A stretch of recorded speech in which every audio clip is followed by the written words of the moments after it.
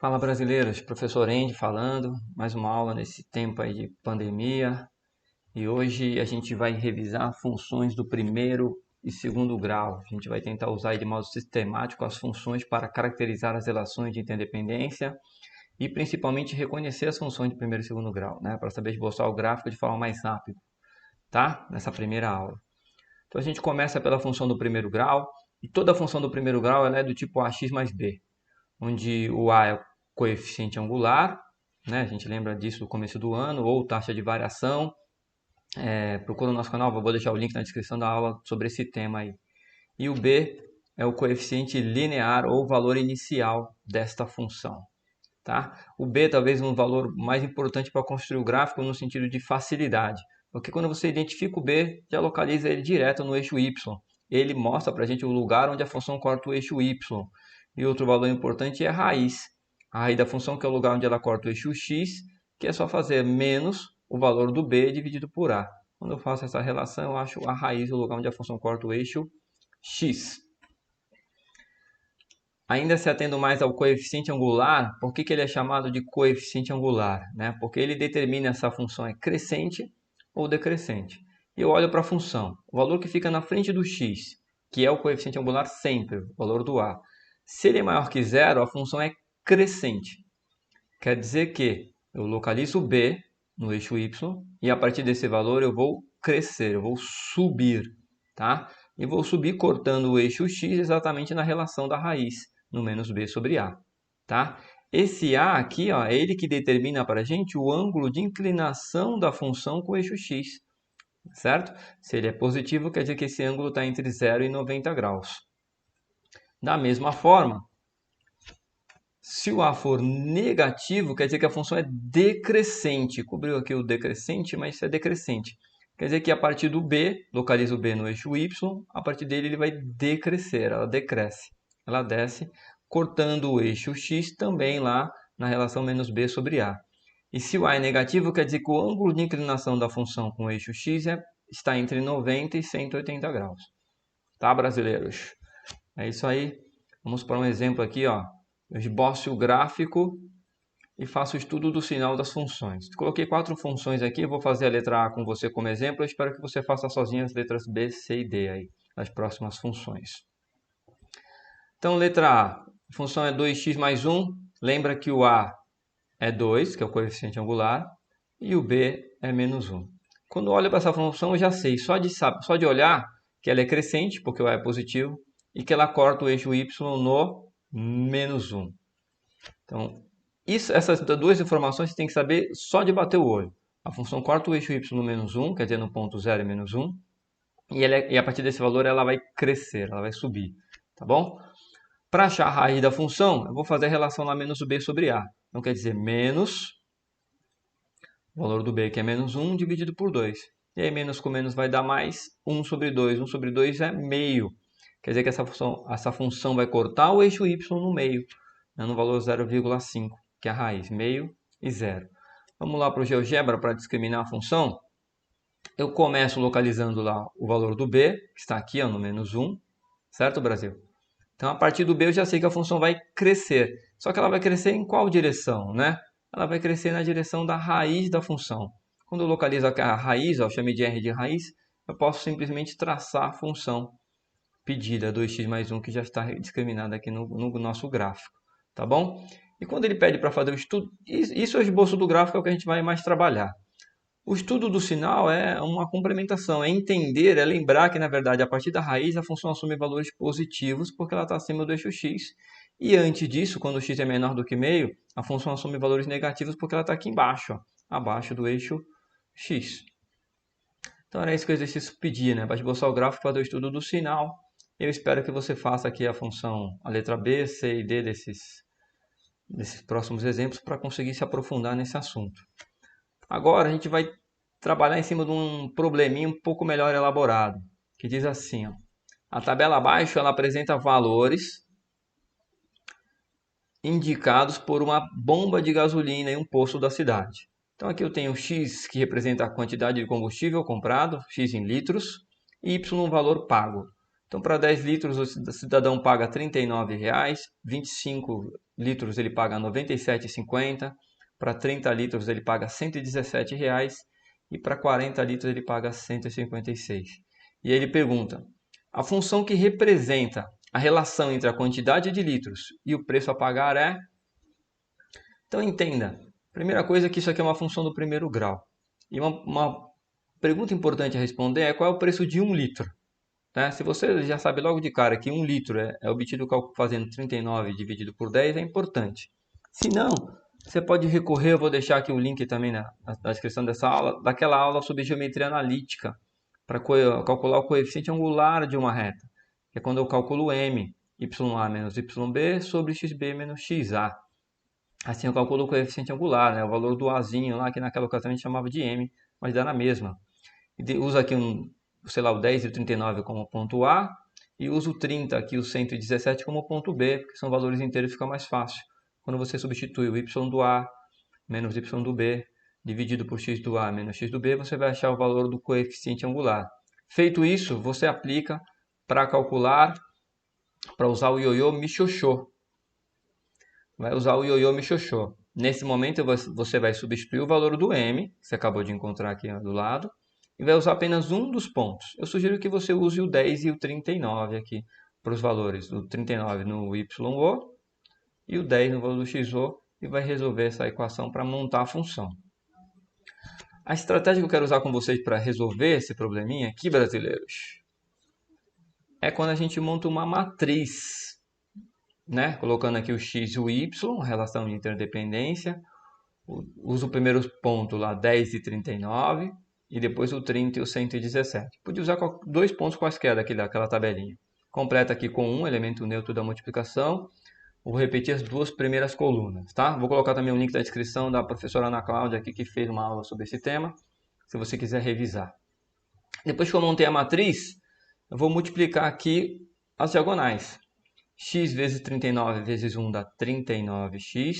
Ó, multipliquei o x vezes 39 vezes 1. Vou multiplicar também o y vezes 1 vezes 30, que dá 30y. 1 vezes 10 vezes 117 dá 1170, e igual a zero, porque afinal de contas trata-se de uma reta. Tá? Estão alinhados. Multipliquei a diagonal principal, vamos para a secundária. Y vezes 10 vezes 1 dá 10y, e como estou voltando eu mudo o sinal, fica negativo, por isso menos 10y. Vou fazer aqui a próxima multiplicação. X vezes 1 vezes 117 dá 117x. Como está voltando, também negativo. E a última multiplicação, 1 vezes 39 vezes 30, que dá 1170. Como está voltando, também fica negativo. Depois que eu multipliquei tudo, eu vou somar os termos semelhantes. Ou seja, eu vou somar aqui o x com x, ó, menos 117 com mais 39, que dá menos 78x. Vou somar também o y com y. Então, eu tenho aqui ó, menos 10y com mais 30y, que dá mais 20y. E a constante com constante. 170 menos 170 vai dar zero, igual a zero. Já tenho aqui, ó, nesse momento, essa aqui eu tenho a equação geral da reta, né? Ou função geral. Eu prefiro, ele pediu uma função, então eu vou isolar o y. E para isso eu vou passar primeiro o 78 aqui, que está negativo para o lado de lá. Ele passa positivo. E por fim vou passar o 20 dividindo. 78 dividido por 20 vai dar 3,9. Esta é a função da reta. Essa é a relação que descreve lá o preço de 1 litro de combustível, né? A cada 1 litro ele paga R$ 3,90. E só isso. Essa é a função pedida pelo exercício, tá? Outro ponto importante a falar é o seguinte. Essa função descreve grandezas diretamente proporcionais. Ou seja, quando eu divido lá o valor do y1 pelo x1, o 39 por 10 vai dar 13,90. Se eu dividir o y2 por x2, o y3 por x3, vai dar sempre o mesmo valor, que é a nossa constante de proporcionalidade. Então, quando isso acontecer, duas coisas a gente já sabe sobre o gráfico. Primeiro, que ela vai passar no zero, que significa que se o cara não comprar nada, ele não paga nada, e que a partir disso a função vai ser uma reta, né? Então esse é exatamente o nosso coeficiente angular da função. E é exatamente assim que eu consigo identificar grandezas diretamente proporcionais, quando ela passa na origem do gráfico e a partir disso é uma reta, tá? Uma reta crescente, porque senão não seria diretamente proporcional. E com base nisso eu proponho para você o próximo exercício aqui, Brasil. Ó, o gráfico que expressa uma proporcionalidade direta entre duas grandezas quaisquer é... Analise essa informação aí, dá um pause para você tentar responder sozinho aqui. Qual desses gráficos representa uma proporcionalidade direta? Deu uma pause? E aí depois que você assinalou, conseguiu pensar, você dá o play e continua assistindo essa aula. Então vamos por eliminação aqui para relembrar. Essa função, última função aqui, a letra E, não pode ser. Porque isso daqui é uma função trigonométrica. Tá vendo? Função seno, cosseno, tangente, eu nem vou entrar no mérito porque a gente vai estudar isso mais para frente. Tá? Então essa daqui letra E de jeito nenhum. Essa letra B é uma função constante. Ó. Uma função paralela ao eixo x é constante, então também não pode ser de jeito nenhum. Essa letra E, ela representa funções de proporcionalidade inversa. Ela é inversamente proporcional. A gente vai estudar essa função mais para frente também, que é aquela do tipo K sobre X. Eu já pedi um trabalho para os alunos do Bopé sobre isso. Sobra para a gente a letra C e D. As duas são funções do primeiro grau. Né? Só que observa que a D não passa na origem. Então quer dizer que ela não é proporcionalidade direta. Né? Exatamente por isso. A única que passa na origem é a letra C, que é a única que descreve uma proporcionalidade direta, como eu acabei de explicar. Certo, Brasil? É nóis. Coloquei mais um exemplo aqui da FEFIS, a Faculdade de Educação Física, né? Renomada, que diz assim, ó, o gráfico mostra como o dinheiro gasto Y por uma empresa de cosméticos na produção de perfume varia com a quantidade de perfume produzida X. Assim, podemos afirmar que... Então, primeiro analisa o gráfico, observa que ele começa aqui no 20. E se ele começa no 20, eu já consigo te falar que o B dessa função aqui, ó, isso aqui é uma função do primeiro grau, né? Uma função do tipo y igual a ax mais b. Eu já sei que o b vale 20. Retomando, como é uma reta, é uma função do primeiro grau. Como ele começou no 20, eu já sei que o b vale 20. Então falta achar aqui o valor do a, para poder saber todas as informações necessárias. Mas vamos analisar aqui. Quando a empresa não produz nada, ela não gasta? Essa informação é falsa, não pode ser essa aqui de jeito nenhum, porque eu sei que quando a empresa não produz nada, o gasto dela já é de 20 conto aqui, ó. Certo? Então já é totalmente equivocada. Para produzir 3 litros de perfume, a empresa gasta R$ 76. Então observa que o 3 vai estar mais ou menos aqui, não, um pouco antes do 5. E ele vai ter no gráfico aqui um valor de abaixo de 105 e acima de 20, que pode ser o 76. Não posso descartar essa informação ainda. Letra C. Para produzir 2 litros de perfume, a empresa gasta R$ 54. Observa comigo que o 2 vai estar mais ou menos aqui, antes do 3, né?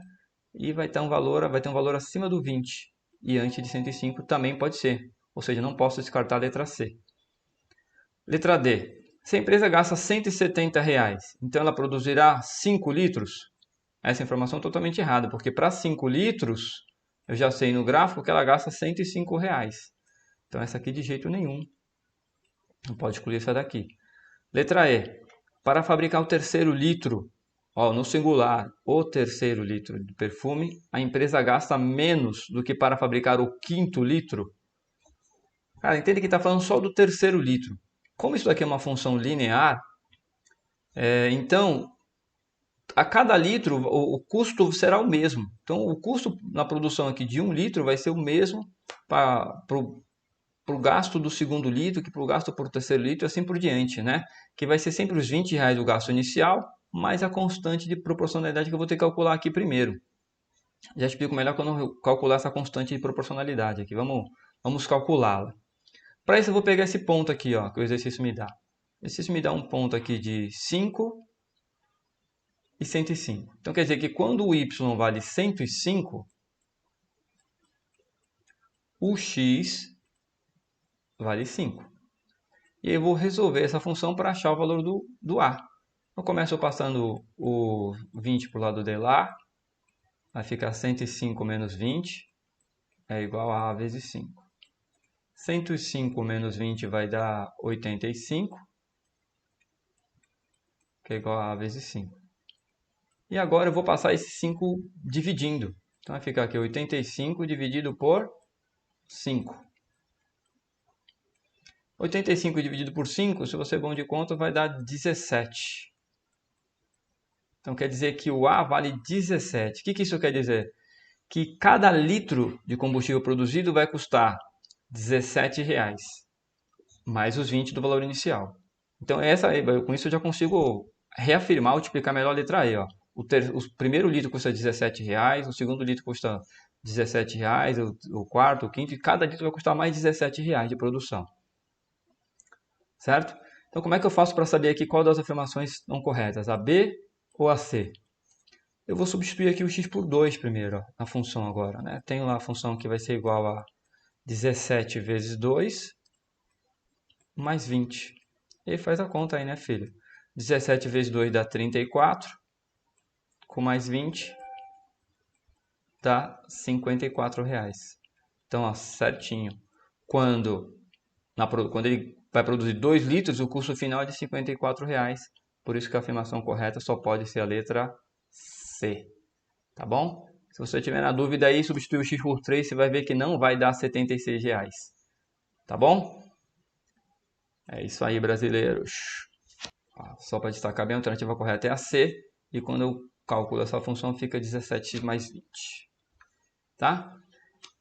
Então essa aula termina aqui, função do primeiro grau. Na próxima aula a gente vai dar mais atenção para a função do segundo grau. Tá ok, Brasil? Espero que você continue estudando. Um abraço